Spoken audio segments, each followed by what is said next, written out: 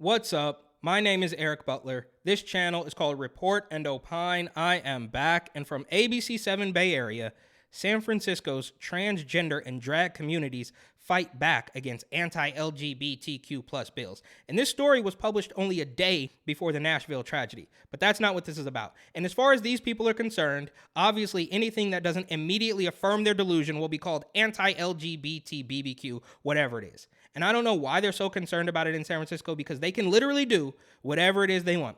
Drag queen story hour, Easter egg painting, pumpkin carving, drag queens and kids all over the place. Nobody's going to stop you.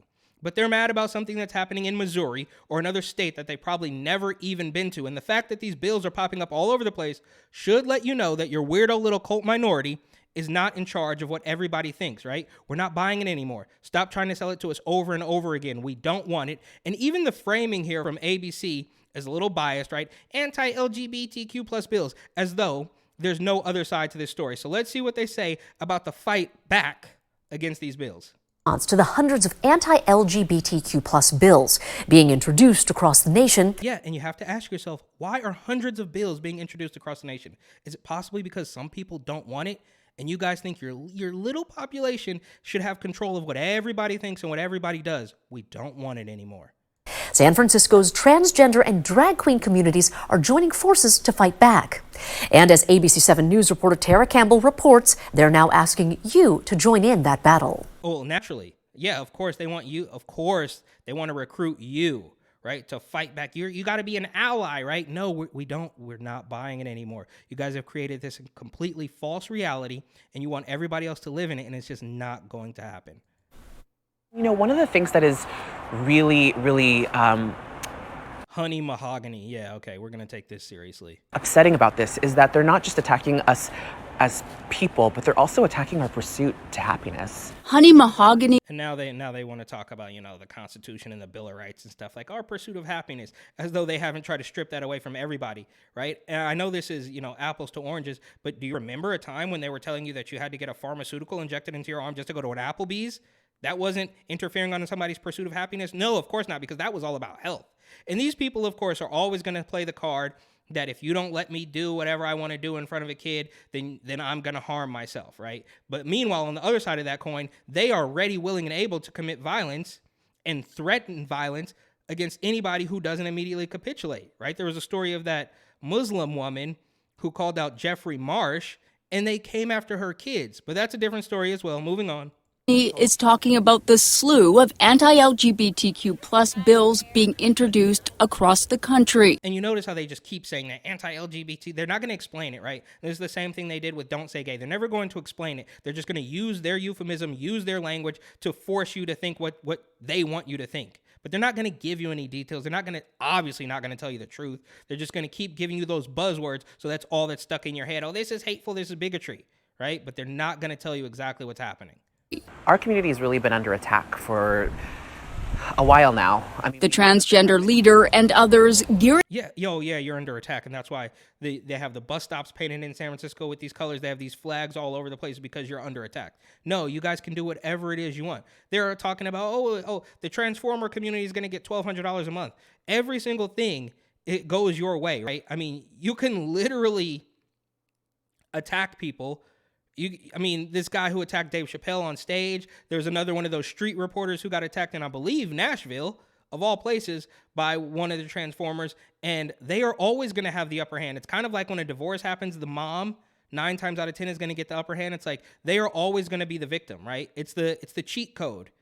It's the cheat code in 2023. It's just say you're a Transformer, say you're LGBT, BBQIA+, all that stuff, and you're going to have the upper hand automatically. Gearing up to fight back. On April 8th, marching from San Francisco City Hall to Union Square. Oh, yeah. This is who we're supposed to take seriously. Give me a break. Led by the drag queen community. We'll have a fabulous contingent of drag performers and beautiful trans people, but we really need our allies to show up. Yeah, you have to believe us. We need you as an ally, right? Because we're not going to fight our own fight. We want to bring you in to help us. And if you don't, you, of course, will be villainized and even, in some cases, criminal. because we can't do this alone. Sister Roma's been performing on San Francisco's drag stages for 35 years and fears violence now more than ever. Every time you get in drag and you're standing in front of a huge audience like that, it's an idea in the back of your mind, but these days, it's a real concern. Oh, yeah, it's a real concern. They always create the boogeyman. They always play the victim card. They're always the one under attack. But when you look at the reality, that's just not the case, right? And this was before the big story out in Nashville. Even though drag queens are not trans and necessarily trans, and trans people are not necessarily drag queens, we do have people like myself who fit into both boxes. And she says laws like the one just passed in Tennessee restricting public drag shows threaten both communities. Why do you need it to be public? Why can't you do it at a bar or a nightclub like you used to, right? And they always want to say, well, why do you even care? It's because you're putting it out in our face, right? You're trying to sell it to everybody. We don't want it. Some people have a difference of opinion, and then you're mad about it. So you can't say, why do you even care about our lifestyle while you're doing it out in public for everybody to see, including kids? The laws are written broadly enough that it could really apply to both. And so if you're a trans person walking around in public and a child sees you, you could technically be breaking the law and be That's not true. That's not what's happening. They're lying to you, as per usual. arrested just for existing. From banning gender-affirming surgery to drag queen story time. And there you have it again. Gender-affirming surgery. That is the peak of the Democratic dystopian doublespeak crop. Gender-affirming care. Do you know what that really means? Think about it for 1 second. It's pretty gruesome. And you can read a lot of, threads on Reddit, and this girl, boy, they, them, Zimzer, or whatever, Jazz Jennings, whose mom is now forcing her to do some pretty disgusting things, right? And they call that gender-affirming care, which of course is only making lifelong pharmaceutical customers and medical patients, because that is never a one-and-done procedure. That's you signing up for life.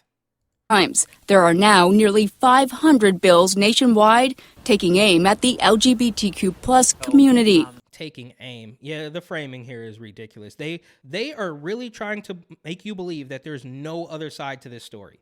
What I'm hoping that we are able to show people is that despite all of these laws that are being, thrown at us, despite all of the opposition, it seems like, that we have from the Republican Party, that we are still able to fight back, and we're able to do it with love and joy. Tara Campbell, ABC 7. No, you guys are, no, you're definitely in the minority. I was going to say the majority, but they're obviously in the minority, but they want to be so on one side, they want to say, oh, this is all normal. But on the other side, they always want the special treatment, and they're always going to play the victim card. It's never going to stop, right? It doesn't take a rocket scientist to realize that these bills are being passed, these bills are being introduced because you guys are overreaching, and you're trying to force your beliefs onto everybody else, right? And it's absolutely insane. And it would be one thing if it almost made sense, if they were like, coming at you with something that was grounded in reality, but it's so far-fetched, right? Oh yeah, well, it just switch gender. It's all absolute nonsense. And it wouldn't be so bad if it were believable. If you could stand there and have a discussion and make your points and actually be grounded and based in science. They always want to tell you to follow the science, but they're going to throw basic biology clear out the window. It's incredibly strange, and this is a huge flashpoint for CW2, right? Like, this is them knowing that people don't want it, and they're going to shove it down your throat anyways. No pun intended. But thank you for watching. Please like, comment, share, and of course, subscribe.